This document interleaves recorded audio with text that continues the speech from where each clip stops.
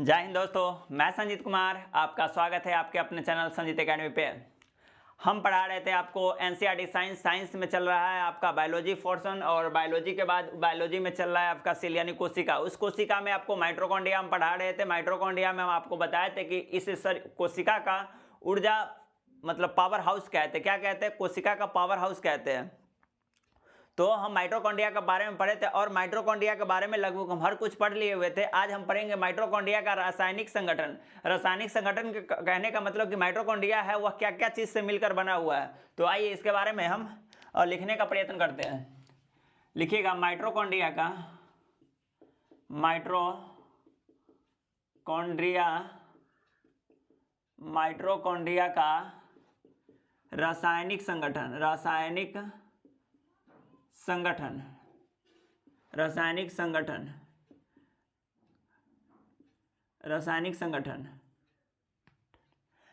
संगठन अर्थात माइटोकॉन्ड्रिया जो होता है, माइटोकॉन्ड्रिया का हम फोटो बताए थे कि माइटोकॉन्ड्रिया अपना खुद का प्रोटीन बनाता है, मतलब राइबोसोम रखता है, डीएनए होता है प्लस में, वह प्रोटीन का भी निर्माण करता है। मतलब खुद का जितना आवश्यकता है उसके अनुसार वह माइटोकॉन्ड्रिया अपना प्रोटीन बना लेता है। इसलिए उसे क्या बोलते हैं? अर्ध स्वायत्त बोलते हैं। क्या बोलते हैं? अर्ध स्वायत्त बोलते हैं। आइए इसके बारे में लिखेंगे कि जो है माइटोकॉन्ड्रिया है यह क्या चीज से मिलकर बना है। तो यह बना होता है प्रोटीन से। क्या बना होता है? तो प्रोटीन से मिलकर बना होता है। तो प्रोटीन का पार्ट कितना होता है? तो प्रोटीन का पार्ट होता है 60 से लेकर 65%। 60 से लेकर 65% प्रोटीन का मात्रा होता है। उसके बाद इसमें फॉस्फेट क्या होता है? फॉस्फेट क्या चीज का मात्रा आता है? तो फॉस्फेट का मात्रा आता है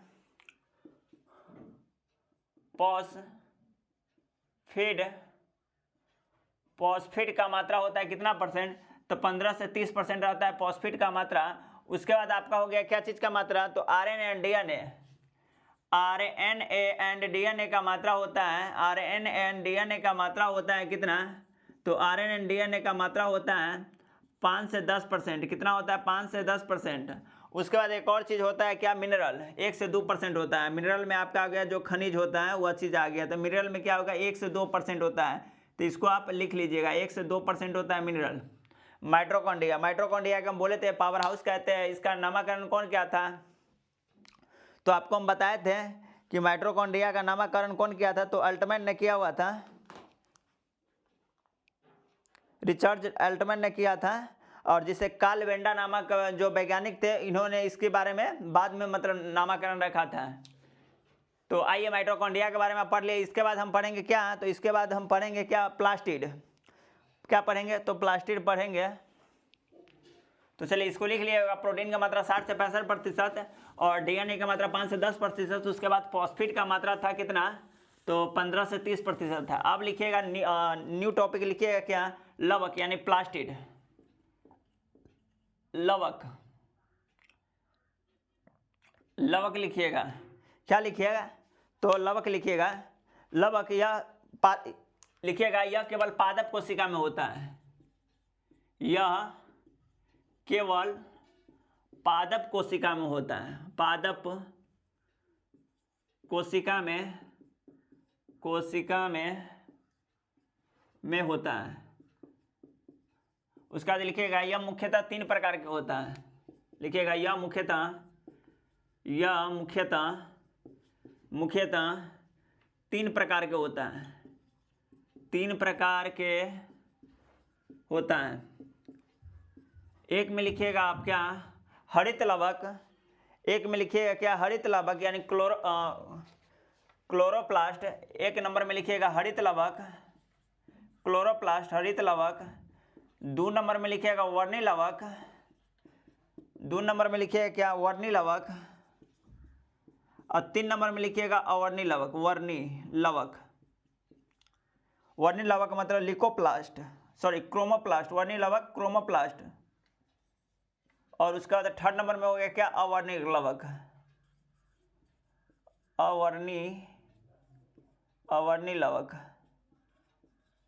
अवर्णी लवक हो गया। अवर्णिक लवक हो गया। इसको बोलते क्या है? क्लोरोप्लास्ट। क्या बोलेंगे? क्लोरोप्लास्ट।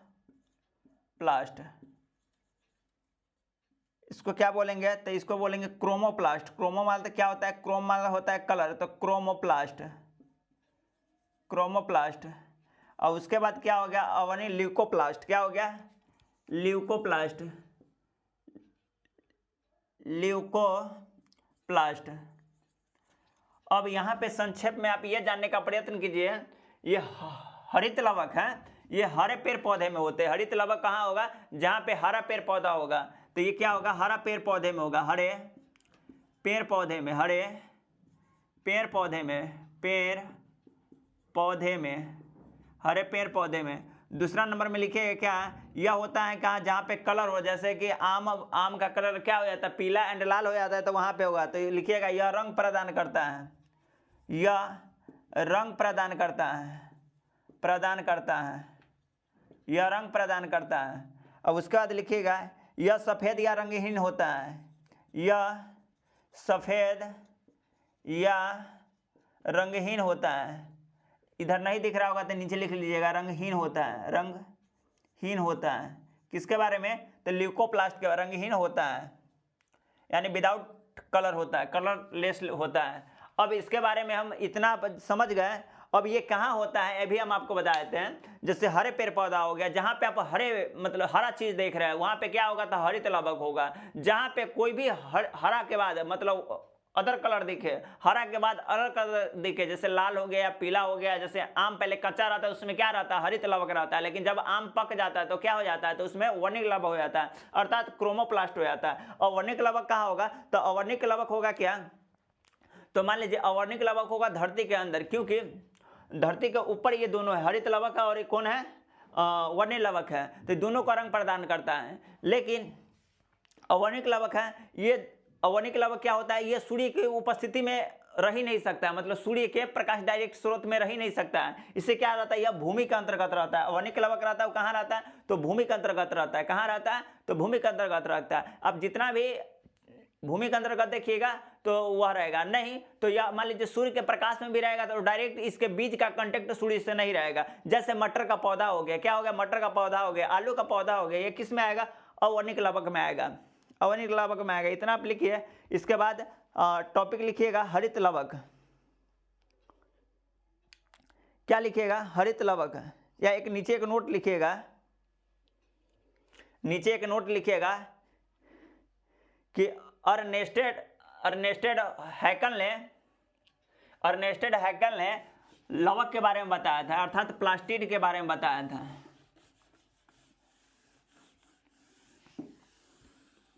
एक नोट लिखिएगा,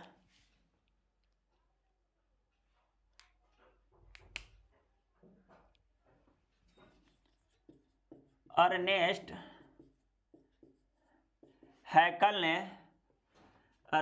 हैकल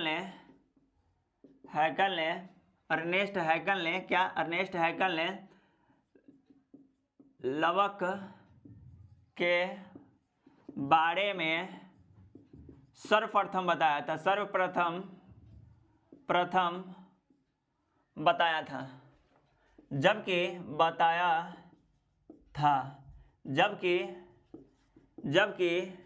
इसकी व्याख्या सिम्पर ने किया था। कौन सिम्पर किया हुआ था, तो इसकी व्याख्या विलियम सिम्पर ने किया था।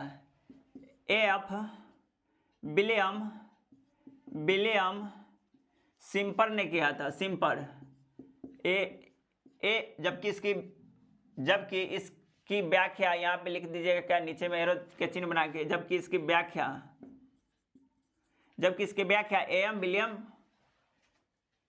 विलियम सिम्पर ने किया था। इसका कौन खोज किया था, तो इसका खोज किया था अर्नेस्टेड हैकल ने किया था। किसका खोज, तो लवक का खोज अर्नेस्टेड हैकल ने किया था। अब नेक्स्ट टॉपिक लिखिएगा, बनाइएगा हरित लवक।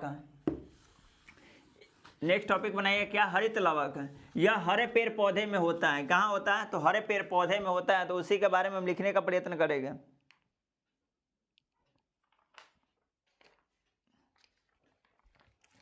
लिखिएगा हरित लवक, हरित लवक। ये कहाँ होता है, तो हरे पेड़ पौधे में होता है। हरित लवक कहाँ होता है, तो लिखिएगा हरे पेड़ पौधे में होता है। पेड़ पौधे के हरे भाग में ज्यादातर पेड़ पौधे के लिखिएगा, पेड़ पौधे के हरे भाग में होता है ज़्यादातर पत्तियों में हरित लवक होता है। ज़्यादातर पत्तियों में हरित लवक होता है। अब पत्तियाँ आप देखते होइएगा क्या रहता है, पत्तियाँ हरा रहता है, तो इसीलिए क्या होता है, ज़्यादातर पत्तियों में हरित लवक होता है।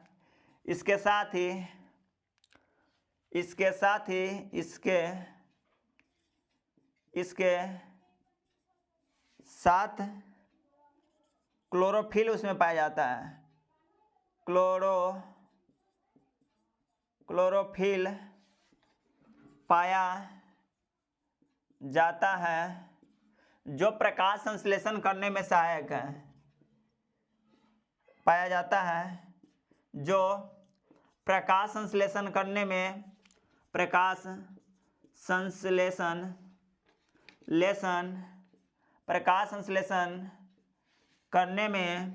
मदद करता है।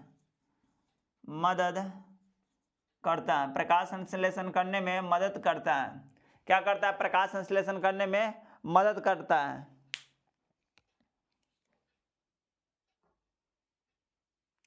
उसके बाद लिखिएगा, एक नोट लिखिएगा कि जो हरित लवक होता है ना, हरित लवक के पास भी अपना डीएनए आरएनए होता है एंड उसके पास राइबोसोम होता है। जब उसके बाद खुद का राइबोसोम होता है, तो जब खुद के पास मेरे पास राइबोसोम है, तो हम आपको बताए थे कि जो राइबोसोम होता है उसका काम है क्या? प्रोटीन का निर्माण करना। तो आइए उसी के बारे में हम लिखेंगे। तो लिखिएगा, लवक के नीचे एक नोट लिखिएगा, इसको आप लिख लीजिएगा, नहीं लिखे होइएगा तो लिख लीजिएगा वीडियो रोक कर। नोट में लिखिएगा कि हरित लवक के पास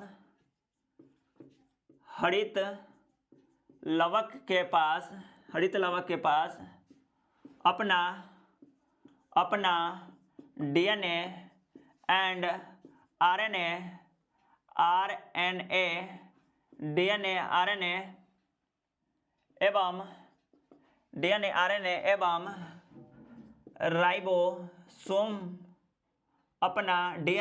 एवं राइबोसोम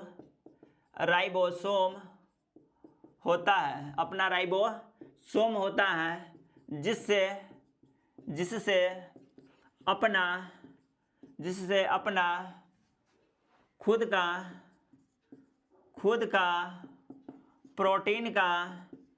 प्रोटीन का निर्माण करता है। जिससे अपना क्या करता है?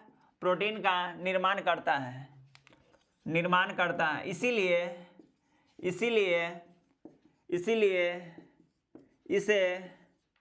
इसे भी अर्ध स्वायत्त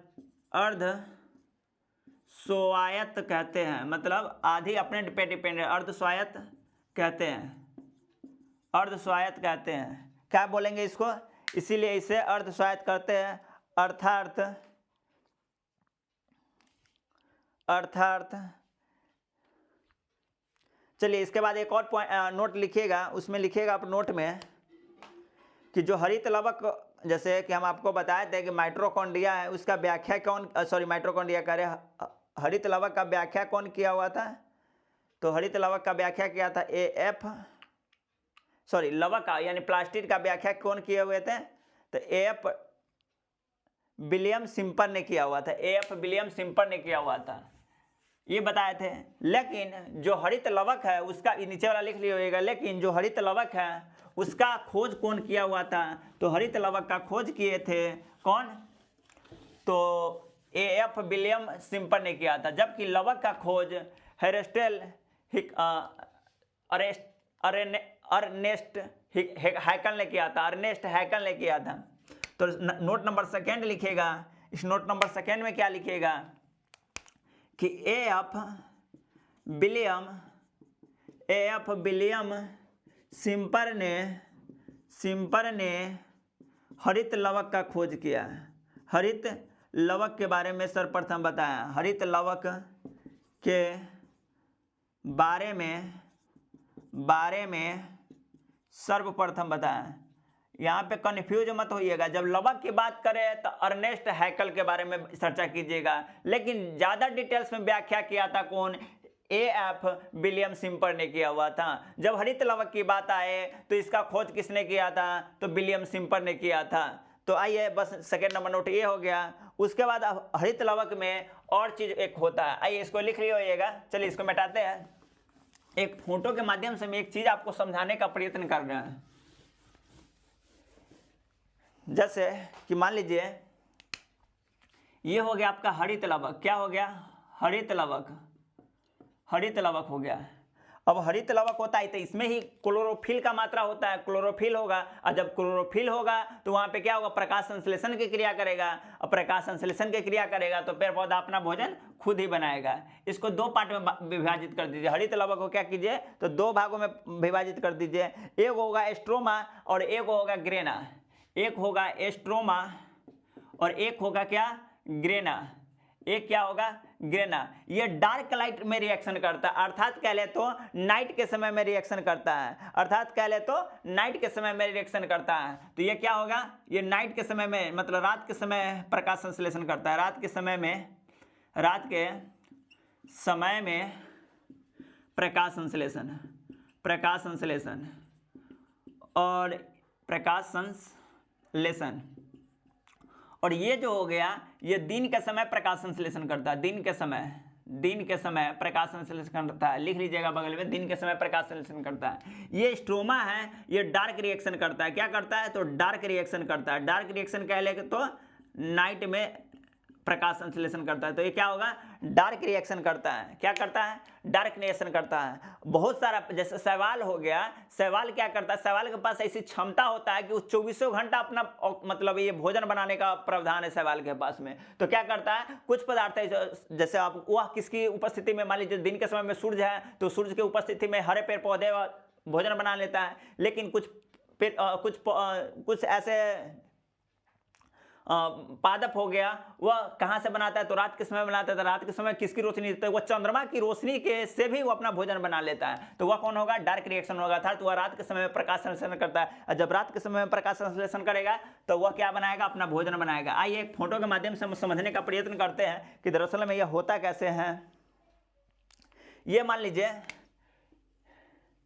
इसमें लगभग इस टाइप से रहता है, ठीक है, इस तरह से बंडल की तरह बना हुआ रहता है, ग्रेना स्ट्रोमा रहता है, इस तरह से बना हुआ रहता है, ठीक है, इस तरह से बना हुआ रहता है ग्रेना।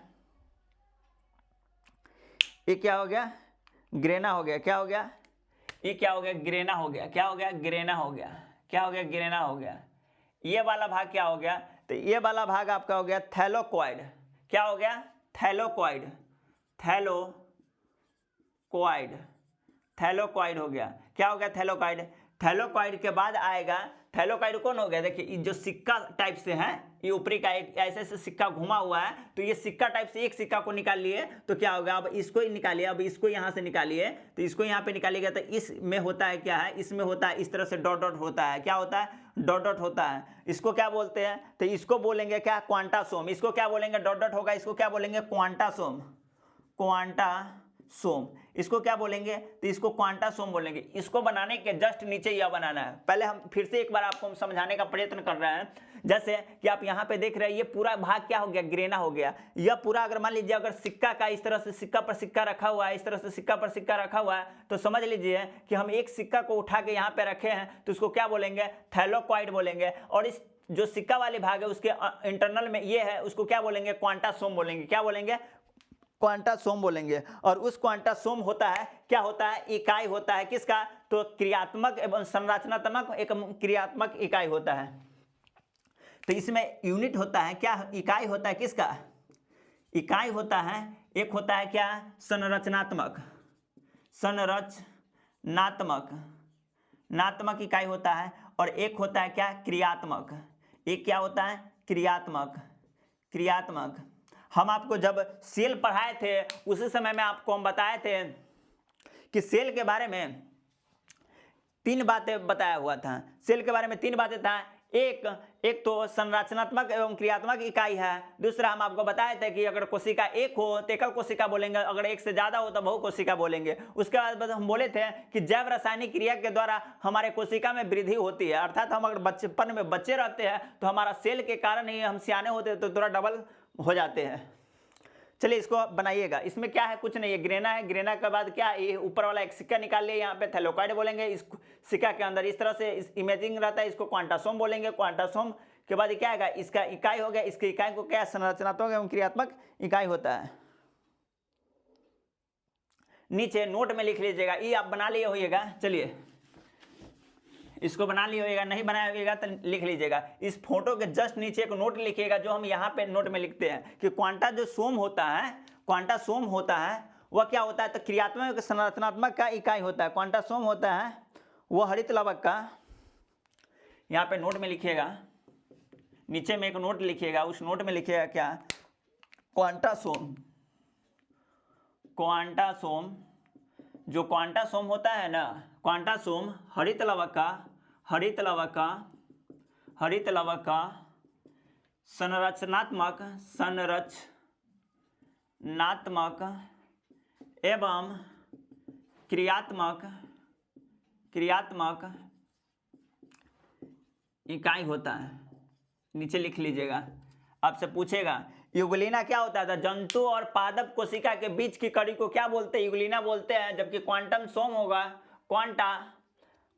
क्वांटा सोम होगा हरित लवक का संरचनात्मक क्रियात्मक इकाई होगा। इसके बाद लिखिए क्या, वर्णित लवक। हरित लवक पर आप जान गए कि जहाँ पे जो चीज पादप में या कहाँ होता है, केवल जो लवक होता है प्लास्टिड होता है वो कहाँ होता है, तो ओनली फॉर पादप में होता है, अर्थात पेड़ पौधे में होता है। और तो इस हम पढ़ लिया क्या, हरित लवक। हरित लवक मतलब जो हरा हो। इसके बाद पढ़ेंगे क्या, वर्णिक लवक, जहाँ पे हरा छोड़कर अदर कलर हो वहाँ पे क्या होगा, वर्णिक लवक होगा। चलो उम्मीद करते हैं इसको आप बना लिए होगा और अच्छे से समझ में आया होगा। अगर आपको समझ में नहीं आया तो आप कमेंट बॉक्स में जरूर एक बार हमको जरूर बताइएगा, हम फिर से आपको समझाने का प्रयत्न करेंगे। आइए इसके बाद हम देखते हैं वर्णिक लवक। क्या पढ़ेंगे, वर्णिक लवक, वर्णिक लवक, वर्णिक लवक। यह क्या करता है, तो यह रंग प्रदान करता है। किसी भी अगर पौधा है, जैसे कि मान लीजिए आम कांचा रहता है तो कहाँ रहता है, तो हरित लवक रहता है। जब वह पक जाता है तो एक रंग अलग प्रदान हो जाता है, तो वहाँ पे क्या होगा, तो वहाँ पे वर्णिक लवक होगा। तो आइए हम उसके बारे में लिखने का प्रयत्न करते हैं। यह पेड़ पौधे का रंग प्रदान करता है, यह पेड़ पौधे का, यह पेड़ पौधे का रंग प्रदान करता है, प्रदान करता है, रंग प्रदान करता है। खासकर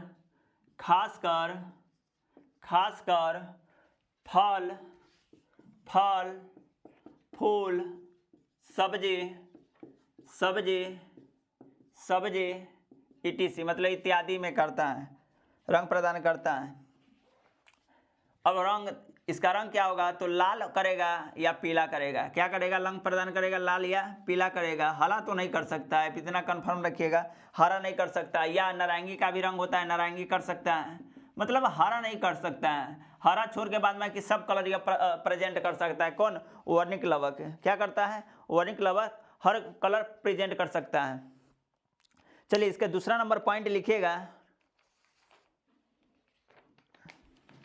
इसका दूसरा नंबर पॉइंट लिखिएगा, ये वर्णिक लवक होता है ना, हम आपको प्लांट्स अगर फूल के बारे में हम आपको बताए होंगे शुरुआती क्लास में, तो वहाँ पे हम बताए थे आपको कि जो फूल में एक विशेष रंग होता है। अगर फूल में विशेष रंग होता है तो विशेष रंग इसलिए होता है क्योंकि भौरे जो होता है, भौरे को वो अपनी ओर आकर्षित कर रहा है। जब भौरे को आकर्षित करे तो फूल उसी के कारण क्या करता है, तो परागन की क्रिया करता है। तो आइए परागन की क्रिया था तो वह निषेचन, उसके द्वारा परागन करेगा, उसके बाद क्या करेगा, तो निषेचन करेगा। तो लिखिएगा वर्णिक लवक, वर्णिक लवक फूलों को एक विशेष रंग प्रदान करता है, एक विशेष रंग प्रदान करता है, विशेष रंग प्रदान करता है, प्रदान करता है, विशेष रंग प्रदान करता है, जिससे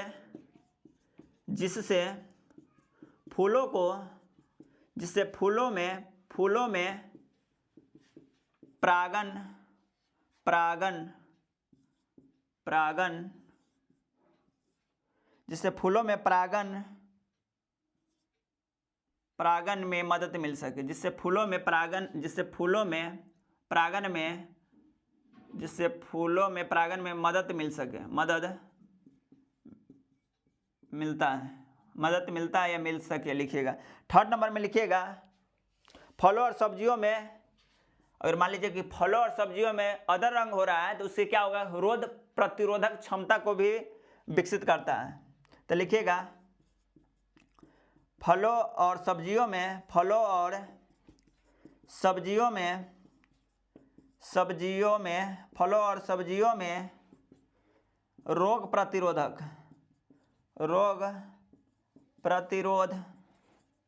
रोग प्रतिरोध क्षमता विकसित करता है।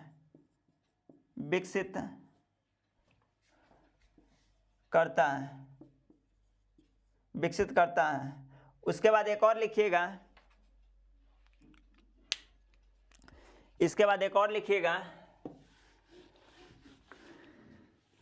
यह क्या करता है, मतलब फूलों में एक विशेष रंग प्रदान करता है, जिससे क्या होता है कि मतलब परागन की क्रिया होता है। नेक्स्ट पॉइंट लिखिएगा कि सामान्य क्षमता के साथ, लास्ट पॉइंट लिखिएगा थर्ड नंबर, सामान्य क्षमता के साथ, सामान्य क्या नंबर, थर्ड या फोर्थ नंबर होगा, जो नंबर होगा सो लिख लीजिएगा। सामान्य क्षमता के साथ वर्णी लवक प्रकाश संश्लेषण करता है,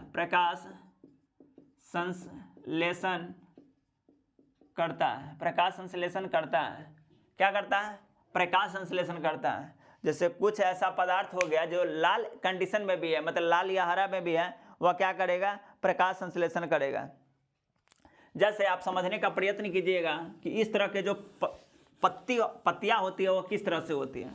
तो इस तरह के पत्तियां ऊपर से लाल होगा, क्या होगा, ऊपर से लाल होगा,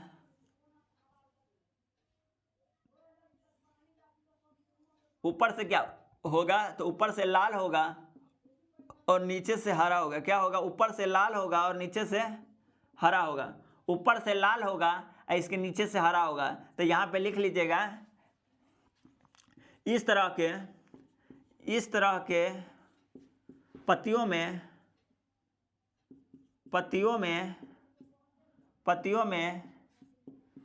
ऊपर से लाल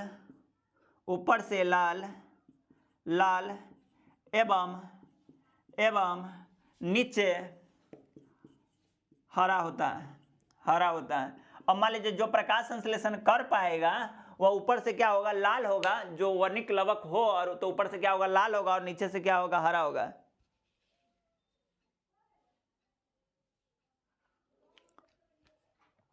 और कुछ सजावटी पौधे भी होते हैं, उसमें क्या होता है, वर्णिक लवक पाए जाते हैं। इसके बाद हम कल पढ़ेंगे अवर्णिक लवक के बारे में। अवर्णिक लवक के बारे में हम आपको बताए थे कि यह पृथ्वी के नीचे होता है, यह प्रकाश संश्लेषण को सहन नहीं कर पाता। आप देखे होइएगा वर्णिक लवक एंड हरित लवक, ये दोनों प्रकाश संश्लेषण की उपस्थिति में अच्छे खासे से रह सकता है, इसको ज्यादा नुकसान नहीं होता है। लेकिन जो अवर्णिक लवक होता है वह काफी ज्यादा नुकसानदेह होता है। इसीलिए भगवान ने क्या किया, उसको बहुत ही सेफ्टी से बनाया है। क्या किया, बहुत ही सेफ्टी से बनाया, एक लेयर बाय लेयर बनाया है।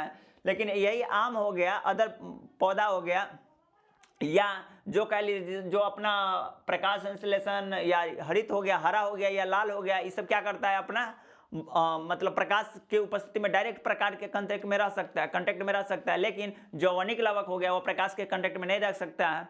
तो इसके बारे में हम अवर्णिक लवक के बारे में हम आपको कल विशेष में डिटेल्स में बताएंगे। आज के लिए इतना ही, फिर मिलते हैं आपसे कल नेक्स्ट टॉपिक के साथ। और आपको अगर कोई सुझाव देना हो तो आप कमेंट बॉक्स में सुझाव जरूर दीजिएगा। जय हिंद।